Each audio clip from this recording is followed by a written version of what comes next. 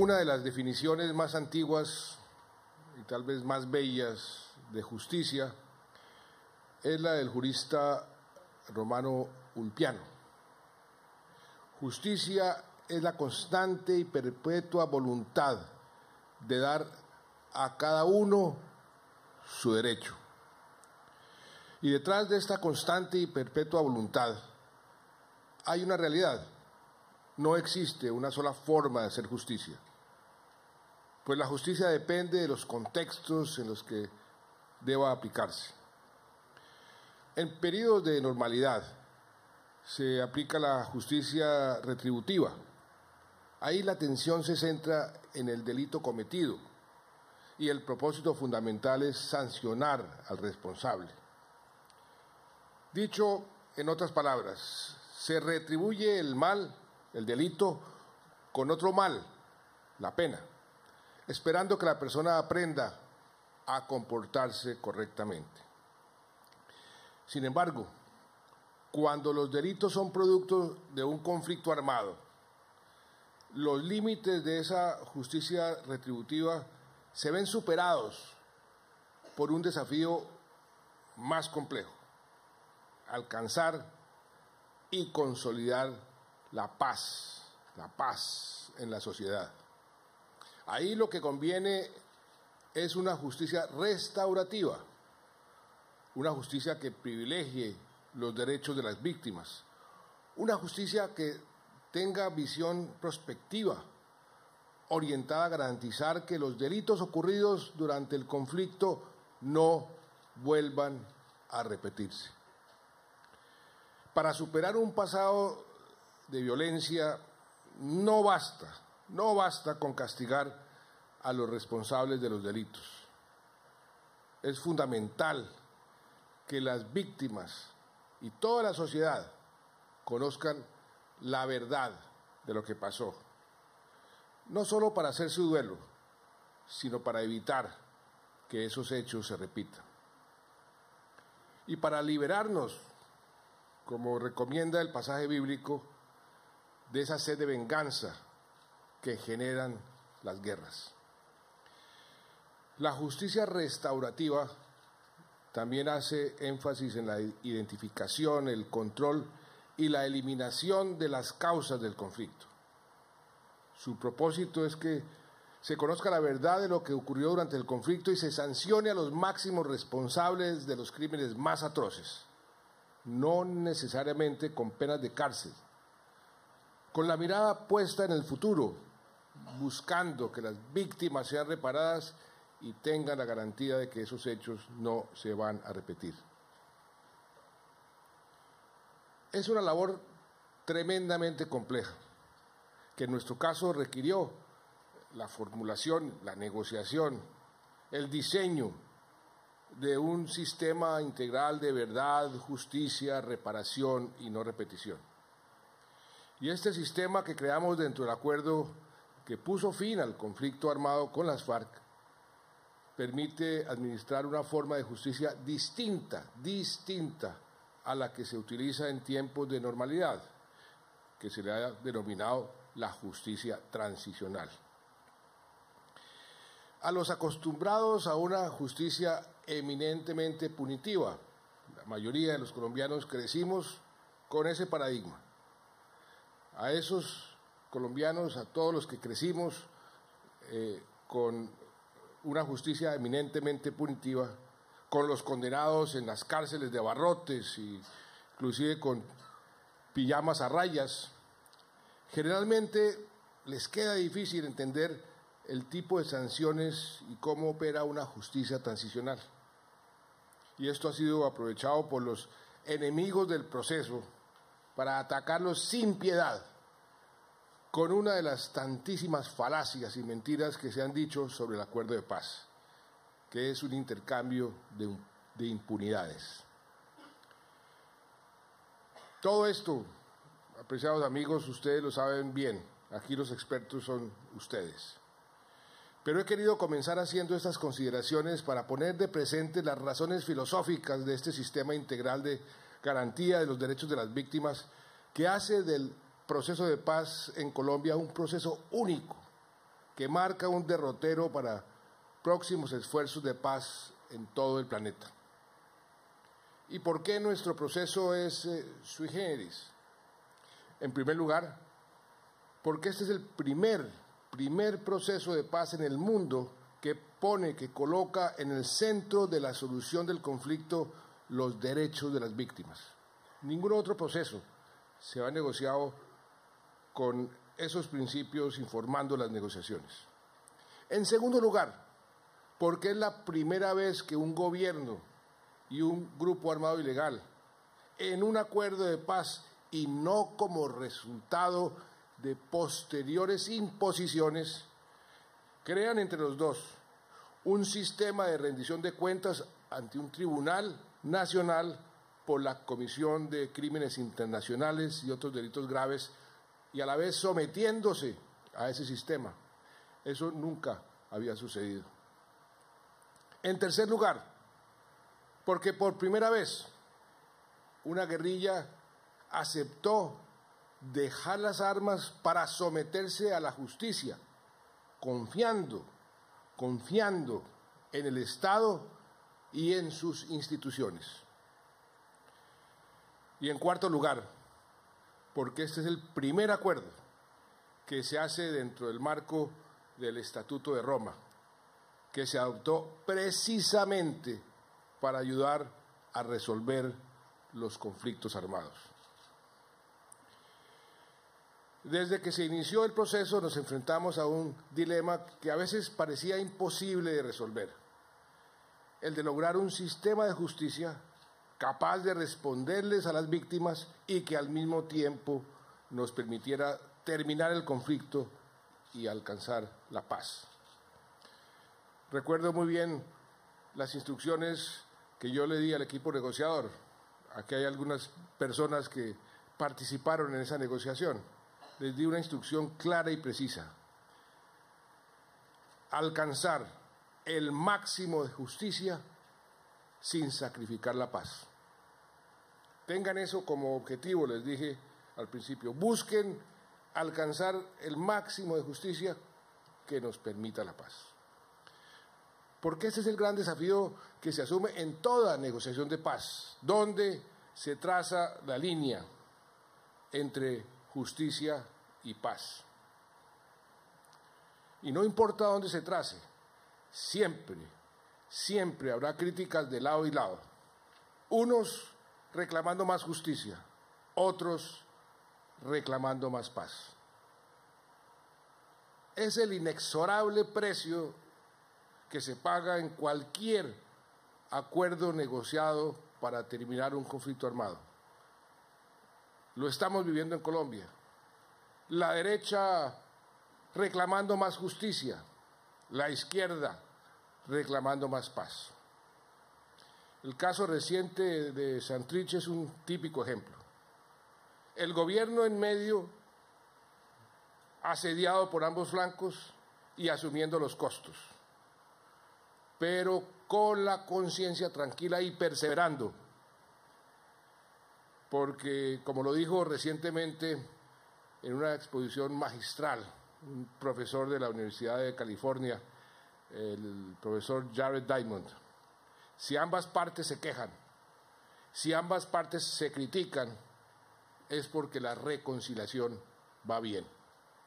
Así ha sucedido siempre en Irlanda del Norte, en Sudáfrica, inclusive en los procesos de reconciliación después de la Segunda Guerra Mundial. Y el modelo que logramos, un modelo propio, se consolida hoy. También lo dicen todos los estudiosos, los expertos. Ahora, la semana pasada estuve en Alemania y me reuní con varios de los profesores. Me decían, ese proceso de ustedes es un proceso único y muy importante. Y todos dicen que es uno de los mayores legados de nuestro proceso de paz para el resto del mundo. Una de las instituciones más calificadas para analizar este tipo de asuntos, el International Crisis Group, calificó el acuerdo sobre la justicia transicional como un paso adelante firme, eficaz e inteligente, un enfoque equilibrado y sensato hacia los complejos dilemas que presenta un conflicto. Nuestro modelo de justicia transicional permite aplicar justicia a quienes cometieron delitos con ocasión del conflicto y permite al mismo tiempo, que eso es lo importante, el tránsito de nuestra sociedad hacia la paz. Se trata de un modelo sin impunidad para los crímenes internacionales y de lesa humanidad, respetuoso siempre, y también fue otra instrucción precisa a los negociadores, respetuoso siempre de nuestra Constitución y nuestras leyes, y también de los tratados internacionales sobre la materia, incluido el Estatuto de Roma. Es más, uno de los negociadores que participó en el diseño de la justicia transicional, un profesor de la Universidad de Notre Dame, lo invité para que sirviera de observador veedor, que precisamente todo lo que saliera de los acuerdos estuviera acoplado, fuera consecuente con todas nuestras obligaciones internacionales y nuestras obligaciones en materia de derechos humanos. Y la gente se pregunta, ¿y cómo se garantiza que no haya impunidad? Porque no hay amnistías para los crímenes de lesa humanidad, para las violaciones graves de los derechos humanos y para las graves infracciones al derecho internacional humanitario. Y porque todos esos delitos serán juzgados y sancionados por la Justicia Especial para la Paz, que contempla sanciones que van desde la restricción efectiva de la libertad y medidas restaurativas para quienes ofrezcan verdad y reparación a las víctimas, hasta penas de 20 años de cárcel para quienes no digan la verdad. La Jurisdicción Especial de Paz, la JEP, ya empezó su labor. Abrió sus puertas al público el pasado 15 de marzo y ya ha emitido sus primeros pronunciamientos. No podemos olvidar que la justicia transicional es por esencia diferente de la justicia ordinaria. Son dos formas complementarias de justicia, cada una enfocada en sus propios fines. Y para que operen óptimamente, deben trabajar de forma armónica, intercambiando información, cada una dentro de sus propios ámbitos de competencia. Por ejemplo, la Fiscalía General de la Nación y las autoridades judiciales ordinarias van a contar con la información que remita la JEP sobre las personas sometidas a su jurisdicción. Y la JEP contará a su vez con la información sobre los procesos e investigaciones adelantados por la Fiscalía sobre delitos cometidos con ocasión del conflicto. Como aquí lo ha dicho Fernando, la justicia es un elemento fundamental para consolidar la paz. Y por eso nuestro objetivo ha sido avanzar con prontitud y por eso hemos dotado a la JEP de todas las herramientas que necesita para cumplir con su labor. Y yo también quiero desde aquí reiterar un llamado al Congreso de la República para que tramite lo más pronto posible el proyecto de ley que fija las reglas de procedimiento de la JEP, que actualmente está operando y tomando sus primeras decisiones a partir de los protocolos que ella misma se dictó, algo que muchos, como hoy escuchamos, consideran que no debe ser. La paz, esa paz que el artículo 22 de nuestra Constitución señala como un derecho y un deber de obligatorio cumplimiento, es el bien supremo de cualquier sociedad, lo más preciado que puede tener un ser humano. Pero la paz, como todo en la vida, tiene muchos sentidos. Está la paz negativa y la paz positiva. Hacer ese tránsito de una a la otra supone que primero opere la negativa, que no haya guerra, que no haya muertos, dejar de escuchar el sonido atronador de los fusiles, de las balas.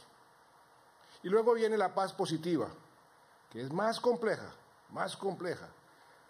porque implica la reconciliación de las sociedades y la consolidación de los derechos constitucionales de todos los ciudadanos.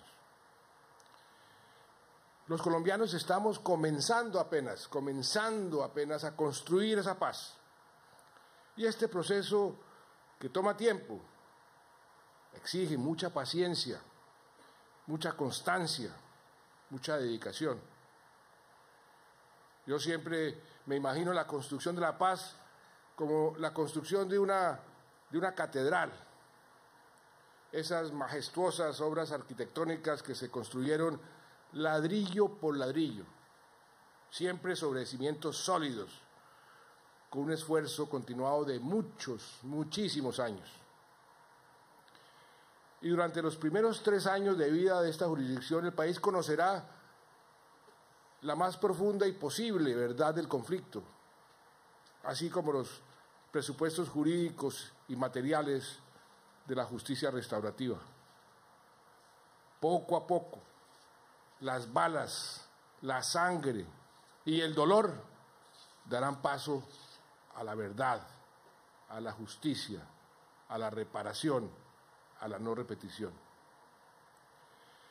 Y quisiera aprovechar este escenario para ser muy enfático en esto de la reconciliación, la reconstrucción del tejido social destruido por años y años de violencia.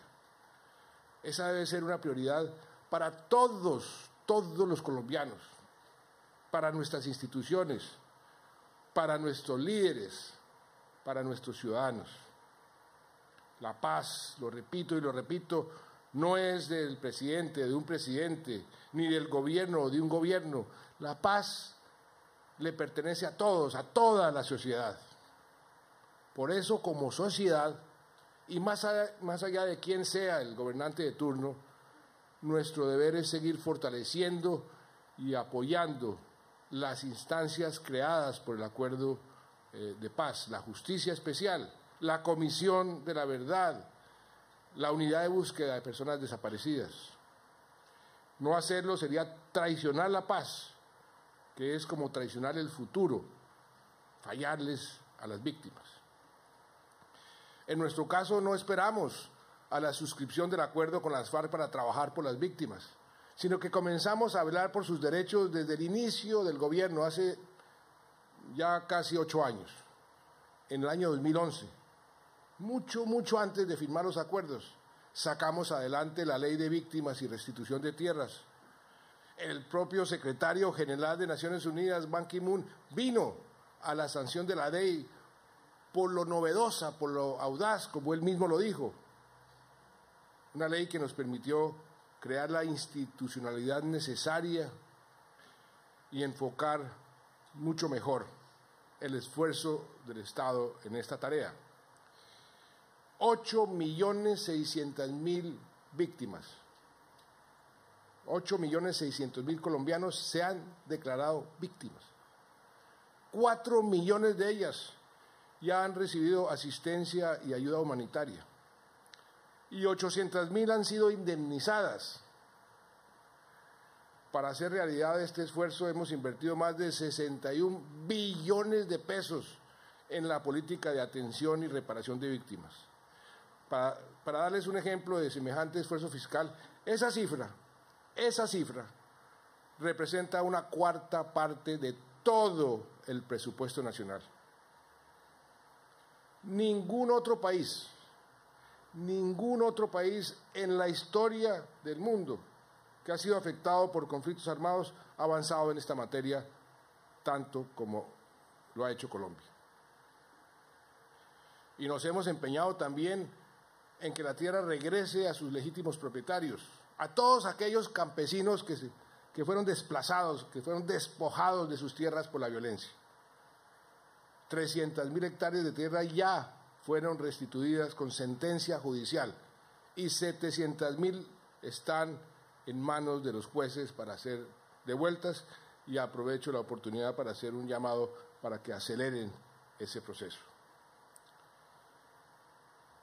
El objetivo último de todo este esfuerzo es que nunca más haya víctimas en Colombia. Y vamos por buen camino. El número de víctimas registradas el año pasado fue el más bajo en las últimas 3 décadas. El otro pilar de nuestro modelo de justicia transicional es la verdad, que los responsables, además de ayudar a reparar a sus víctimas, digan la verdad, toda la verdad. La verdad ayuda muchísimo a sanar las heridas. He hablado con muchísimas víctimas y muchas de ellas me dicen: yo no quiero una reparación, yo no quiero que me den plata, yo no quiero, sino que me digan por qué sucedió lo que sucedió, dónde está mi hija, o dónde está mi ser querido. Por eso, la verdad es la mayor pretensión de la mayoría de las víctimas, incluso por encima de la justicia. Y como lo dije, de la reparación. Y por eso a este tema le hemos dado la mayor importancia. Aunque la instalamos oficialmente hace 2 semanas, la Comisión para la Verdad ya viene trabajando de tiempo atrás. Y qué bueno escuchar de su presidente aquí presente, el padre Herrú, que han encontrado un muy buen ambiente de lado y lado para que esa verdad finalmente salga. Antes solo podíamos, por si acaso, aspirar a la verdad judicial. Ahora las víctimas van a poder obtener la verdad en su conjunto, total, que es la suma de la verdad, de las experiencias, de todos los involucrados en el conflicto. Y no solo las víctimas, también la sociedad, eso es muy importante, podrá conocer la verdad sobre lo que pasó, la historia, por supuesto. No podrá ser toda la verdad sobre todos los hechos que sucedieron durante más de 50 años de conflicto, porque es materialmente imposible, pero sí sobre los más sobresalientes. Lo que buscamos es una verdad que nos sirva para la convivencia y no para la venganza, para la reconciliación y no para el odio, para encontrarnos como hijos de una misma nación y no para separarnos de nuevo.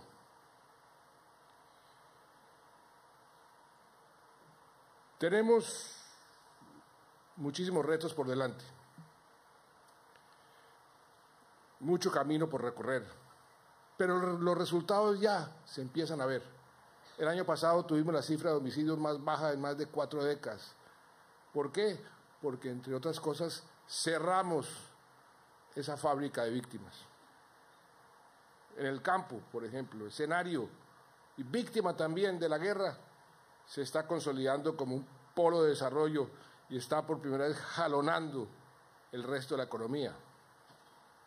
En los últimos años, más de 1.600.000 personas salieron de la pobreza en el campo y estamos llegando ya con programas de desarrollo con enfoque territorial específicos para esas zonas más afectadas que nos van a permitir atender las necesidades específicas en materia de infraestructura, de servicios, de generación de oportunidades. También hemos avanzado mucho, estamos limpiando nuestro territorio de ese enemigo mortal, macabro, traicionero, que son las minas antipersonal. Nosotros éramos el segundo país más minado del mundo entero después de Afganistán.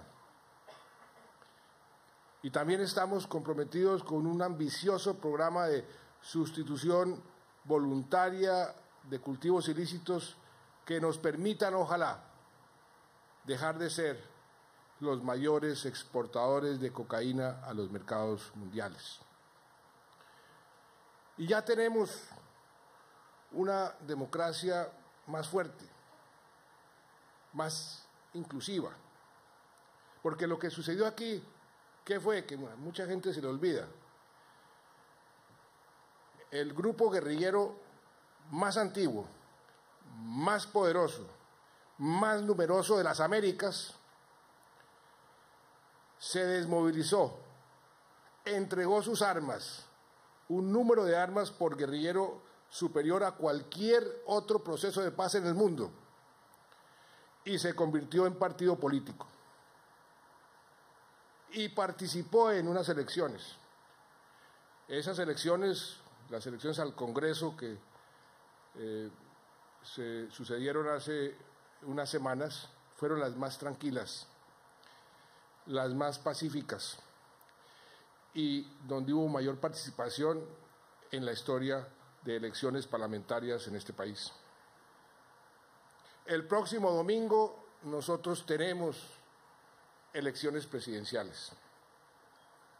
Y en total contraste con lo que sucedió ayer en un país vecino, estas elecciones hemos tenido todo el cuidado para que sean las elecciones también más tranquilas de nuestra historia, las elecciones más pacíficas, porque antes las FARC lo que hacían era sabotear las elecciones, ahora están participando en ellas.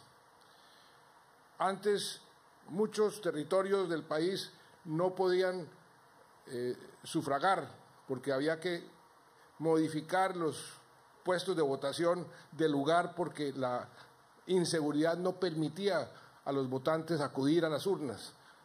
No vamos a modificar, en las elecciones pasadas no tuvimos que modificar un solo puesto de votación.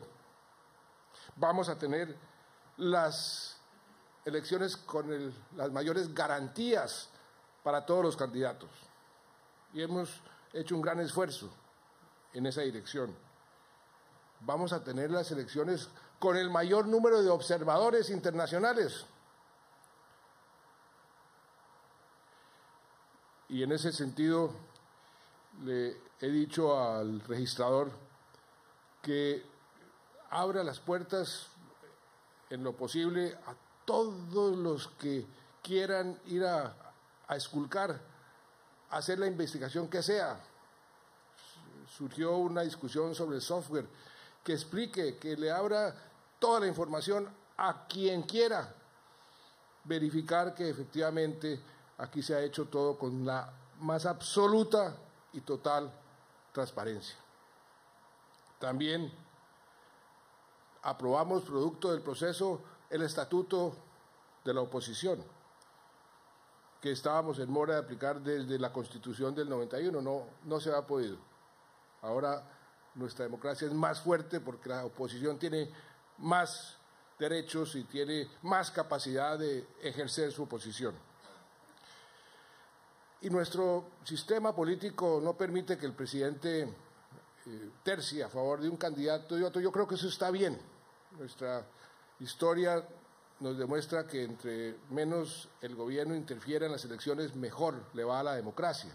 Inclusive este gobierno eliminó la reelección por ese motivo, pero sí debe hacer todo lo posible para no pronunciarse sobre quién gane, pero sí hacer todo lo posible sobre cómo gana el que gana. Y en eso hemos estado comprometidos para que la historia el día de mañana también registre que en Colombia no solamente hubo paz, sino que se celebraron las elecciones más pacíficas, con mayores garantías y con mayor participación, porque si tenemos en cuenta el número de ciudadanos que se han registrado en estos últimos meses, vamos a tener una participación tal vez la más alta de nuestra historia. Y eso es bueno para nuestra democracia. Nadie dijo que esta paz sería fácil. Hemos afrontado dificultades de todo tipo y seguramente vendrán más y las vamos a superar, las tenemos que superar, porque este es el camino correcto. Lo dije hace unas semanas y lo repito hoy, a los colombianos no nos va a quedar grande la paz no va a naufragar, no vamos a permitir que naufrague. La paz ya tiene flotadores suficientes para no naufragar, es irreversible. Lo que tenemos que hacer es un esfuerzo para consolidarla cada vez más, para construirla, porque apenas, como dije, estamos comenzando a construir esa paz. que es una paz que se construye inclusive dentro de nosotros mismos, en nuestros colegios, en nuestros hogares, en nuestras comunidades. Es un compromiso con nosotros mismos y con el mundo entero, un mundo que nos ha brindado todo su respaldo y que lo agradezco, y a los observadores e invitados internacionales les digo muchas gracias, porque nos hemos, los colombianos, sentidos totalmente respaldados por la comunidad internacional en este difícil trayecto. De manera, apreciados amigos, que yo valoro mucho los espacios como este foro de debate y discusión.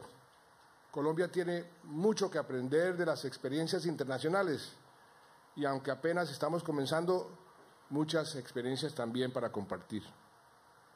Lo que tenemos aquí, de una u otra forma, es un proyecto de país, un proyecto a 10, a 15 años, cuyas bases son la paz y la justicia. Un proyecto de país con bases sólidas que no tiene, repito, vuelta atrás. Y ante ustedes y ante los 50 millones de compatriotas y ante el mundo entero, yo quiero ratificar mi compromiso personal y el de todo el Estado colombiano con esta paz, con la verdad, con la justicia y con la reparación. Justicia para pasar la página de dolor y muerte que significó más de medio siglo de guerra. Verdad para caminar confiados hacia el futuro próspero y feliz que estamos todos construyendo. Y reparación y no repetición para cortar de una vez y para siempre con el ciclo de dolor y desesperanza. La paz necesita de la justicia y la justicia necesita de la paz. Esa es la fórmula para garantizar que, como lo dijo Ulpiano, cada quien tenga su derecho, cada quien tenga lo que le corresponde. Esa es la justicia que construye paz y esa es la paz que construye futuro. Muchas gracias.